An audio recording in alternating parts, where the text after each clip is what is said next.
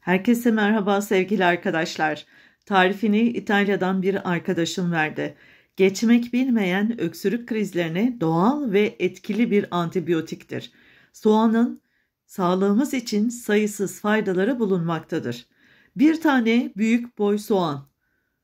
Soğanda bulunan güçlü antioksidan ve kükürt miktarının yapılan araştırmaya göre öksürüğe iyi geldiğini ortaya çıkarmıştır.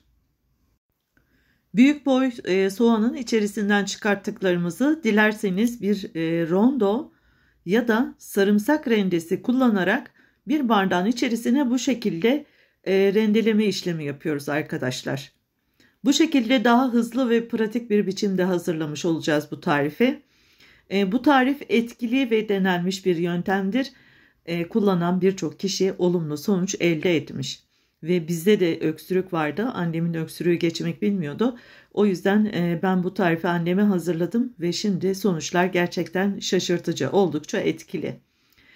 Şimdi diğer taraftan 3 diş de sarımsak kullanıyoruz. Geçmek bilmeyen öksürük krizlerine sarımsak doğal ve etkili bir antibiyotiktir. Sarımsağın daha sağlığımız için birçok faydaları bulunmaktadır. Evimizden eksik etmediğimiz bu doğal bileşenlerle hazırlayacağımız tarif aynı zamanda solunum yollarının tıkanıklığını giderir, nefesi açar ve astım ataklarını da önler arkadaşlar. Ve şimdi yarım tatlı kaşığı zencefil kullanıyoruz. Taze zencefil kullanacaksanız 10 gram kadar küçük küçük küpler halinde doğrayıp ya da rendeleyip o şekilde ekleyebilirsiniz. Ve şimdi 2-3 yemek kaşığı kadar da bulabildiğiniz kadar doğal olmasına özen göstereceğiniz bal kullanın. Öksürük sorunlarında bal fayda sağlayan bir besindir.